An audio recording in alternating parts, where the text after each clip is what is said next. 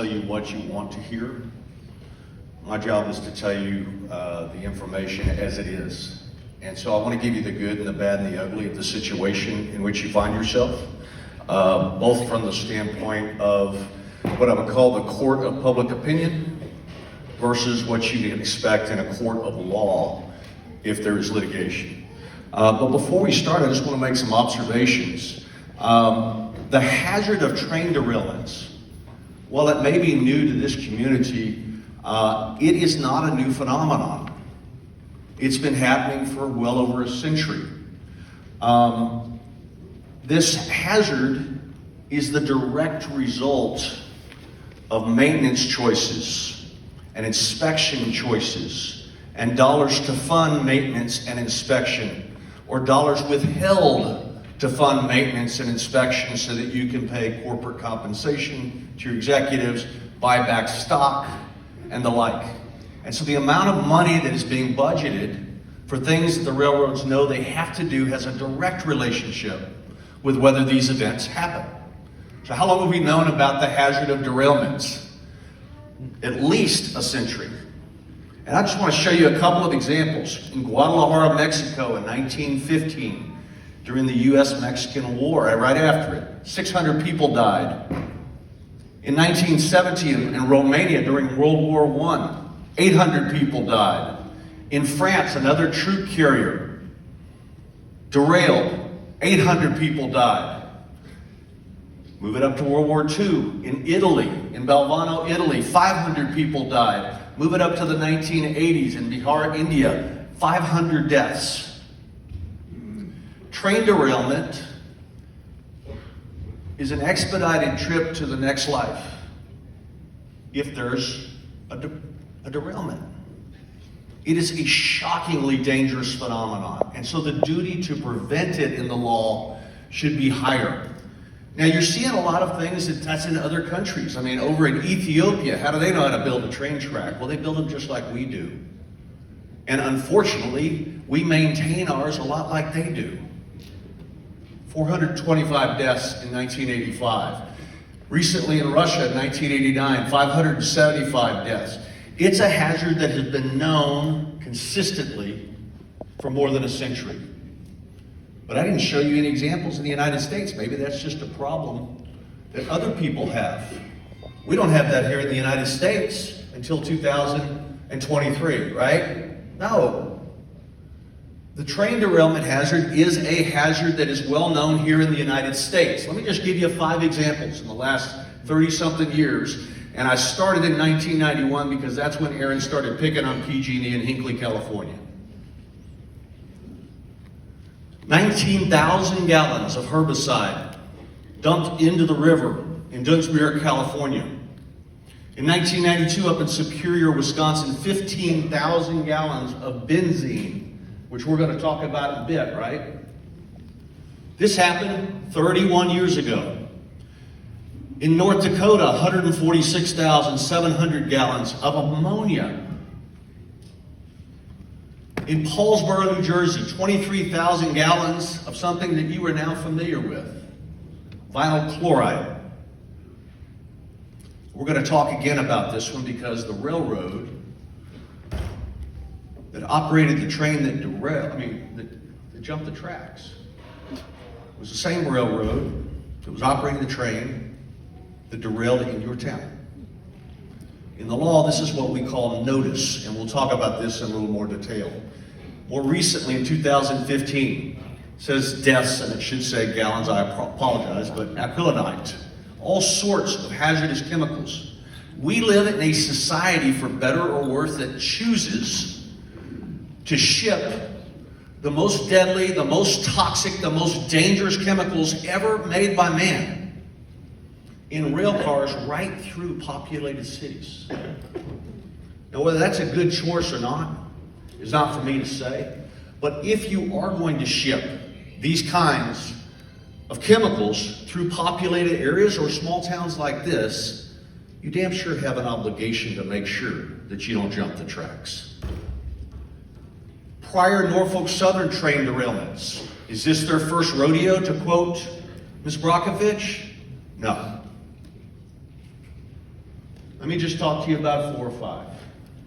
In 2002, in Tennessee, 10,600 gallons of sulfuric acid were released after this company derailed a train there. In 2012, in Paulsboro, New Jersey, 23,000 gallons of vinyl chloride were released after a derailment on a bridge in New Jersey. 2018 in Pennsylvania, 46 double-stack cars, 23 wheel cars jumped the tracks. Fortunately, in that one, they were carrying Listerine and Pampers.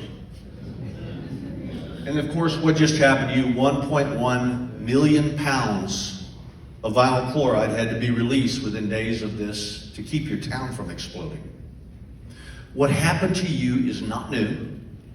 What happened to you is a hazard that has been known by this company for a long time. And what happened to you is a course of conduct that is repetitive, entirely preventable, but not prevented. I asked the question to my staff in preparing for this, has anyone ever died from a train derailment?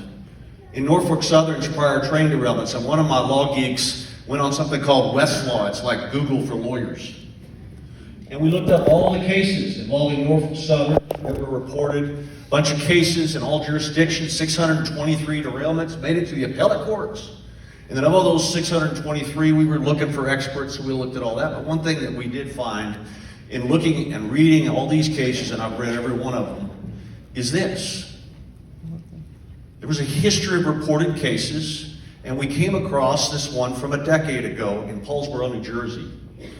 And the reason this is important to me is when you dig up the case, you'll find a case called Scott versus a whole bunch of companies, but Norfolk Southern's in there. And what happened in that case? The claims arise from exposure to the chemical vinyl chloride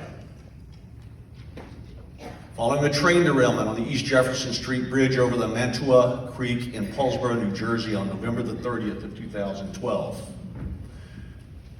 Plaintiff Michael Hardy and decedent Wessie Hardy were residents of New Jersey at the time of the incident. The decedent was working in her yard at the time of the incident. She was admitted to the hospital due to difficulty breathing, chest pains, burning, and irritation of the eyes. Familiar to anyone?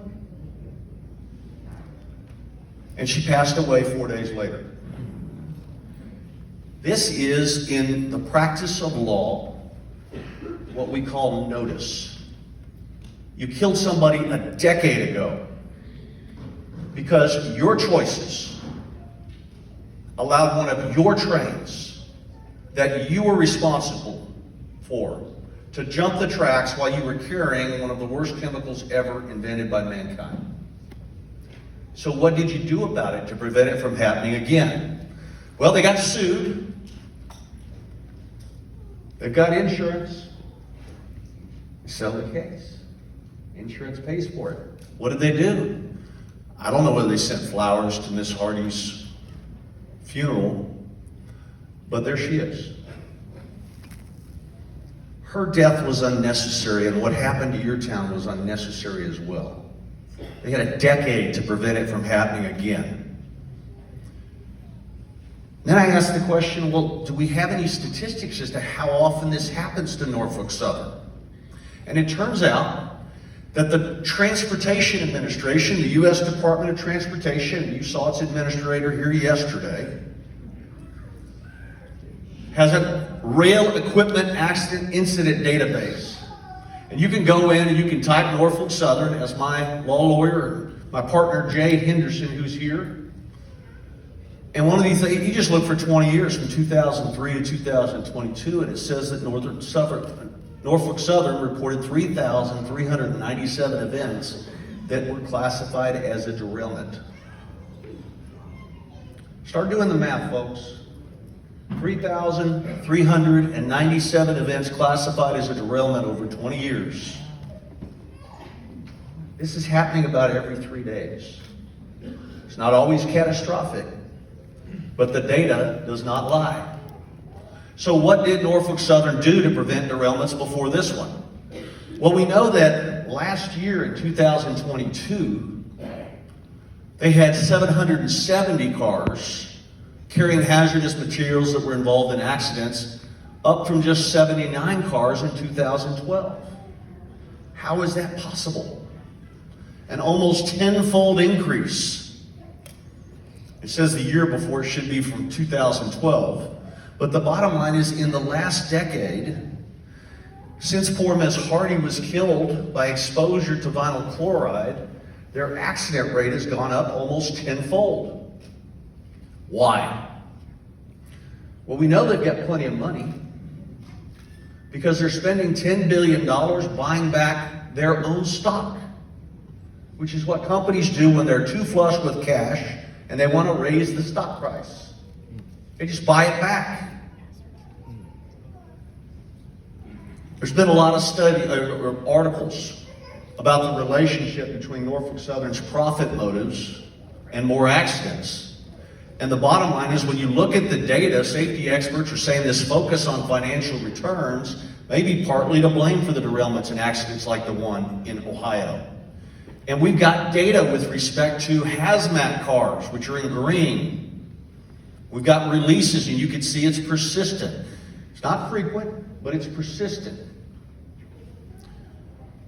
And then the profits and the corporate bonuses keep getting paid as the maintenance budgets are trimmed. They have to file, because they're a publicly traded corporation, something known as a report on 10K. It's the annual report to the shareholders. And in effect, we can see what their net income is in 2022, 21, 20, and just in the 2 years since 2020, their income has gone up by 62%. That does not happen by accident. That is a function of corporate planning at the highest levels of the company. How much they're going to spend on maintenance, how much they're going to spend on inspections, how much they're going to spend on technology, or not. They saved enough money to buy back $10 billion of their own stock recently. So what happened on February the 3rd of 2023? You know, I drove to Canton to meet with some lawyers on this earlier today, and we came through the town of Salem, Ohio. You know where it is. It's not far from where this derailment was, but it's plenty up the track. And this company, Butech Bliss, had a surveillance video that a lot of you all have seen. And I'm not playing the videos because they tend to eat it up, but you can see flames as this car number 23 is going by. And so the bottom line is that we start to see those flames well before this ever comes into your town. And you might have the question, what the hell is a train doing on fire? Fires on trains happen as a result of a hot axle and plastic pellets in the rail car, says Ms. Henley, who is the chair of the NTSB, who in my view is to be congratulated for getting a preliminary report out within 3 weeks so we know what the heck was going on. So you have the fire. There it is. Make it a little bigger and fuzzier. There it is. Miles up the track. Now, I know every little boy wanted to be a train conductor, but as an old man, I am confused how it is in 2023 technology that the crew could go mile after mile after mile without knowing that one of its cars is on fire. And we'll have to talk about that. But as we look at what happened, the NTSB report that came out yesterday, if you've read it, there are detectors along the track that detect the temperature of these cars to see if anything is elevated. And we can see that at milepost 79.9, the suspect bearing from the 23rd car had a recorded temperature 38 degrees above ambient temperature. And then at 69.01, it was 103 degrees Fahrenheit over ambient temperature. And then finally, 253 degrees before somebody told them with an alarm, it's time to stop the train. Leading to the very obvious question, Is that a good thing to be 103 degrees above ambient temperature without an alarm? But they set the alarm at 117, so the crew never got a warning until the third heat indicator had it at 253. So the wayside defect detector, or the hot bearing detector, transmitted a critical audible alarm message instructing the crew to slow down and to stop the train to inspect the hot axle. So we still have time to prevent what's happened to you. But now we got another problem on the way to the play. Another maintenance issue. When they apply the brakes, there's a little problem. The train comes to a stop after the acceleration from the automatic emergency brake application. Then the crew gets out and they notice that there's smoke and notify the Cleveland East dispatcher of a possible derailment. Now, Mama didn't raise the smartest kid, but my common sense says, how does a crew not know that they derailed? 5 derailed DOT 105 specification tank cars, 28, 31, and 55, carrying 115,580 gallons of vinyl chloride, continued to concern authorities because of the temperature inside. One tank car was still rising. Thus, you had the automatic or the intentional release of all this stuff. The initial fire was the result of the hot axle and the plastic pellets in the rail car. And so here we are. Eventually, it's 253 degrees Fahrenheit above the ambient temperature. Now, I've learned from coming from the south that it gets cold here. But even if it was 40 degrees, we're boiling water temperature above your temperature in terms of what this was. It was well above critical levels. The chair of the NTSB says had there been a detector earlier, the derailment may not have occurred.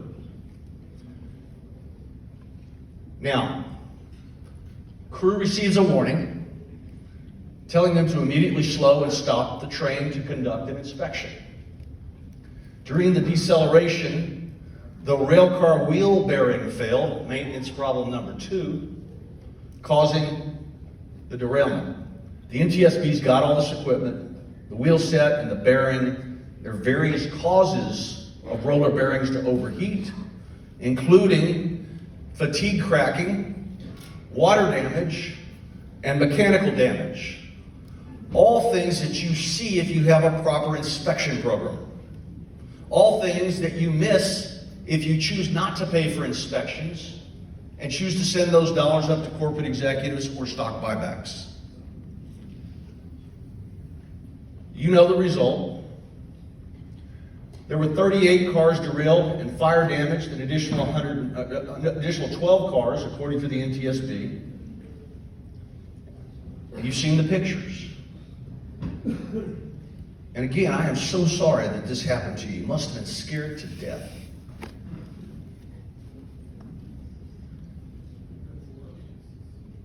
So then they perform what's called a controlled release. Now, let me just say, you've got some people that have done a really good job. You can tell. Your fire chief informed people, your mayor's done a great job, your senators wrote letters, your governor. Their job is to get you information.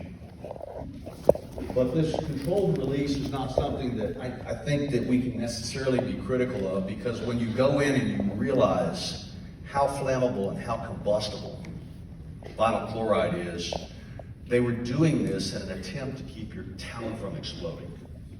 Seriously, how could you call that a controlled release? It's not very controlled, is it? Not at all. By the way, you just brought up a good point. Who saw that? All right. That's important, because when he said it's not a controlled release, and I agree with you, it's a ton of toxic stuff. You are in what's called the zone of danger for purposes of the law. We'll get to that in a little bit. Okay? Here's what it looks like. So what's happened since? Your fire chief has held press conferences. In my view, done a good job. Your mayor's been all over people. I think he has every reason to be proud. I commend him.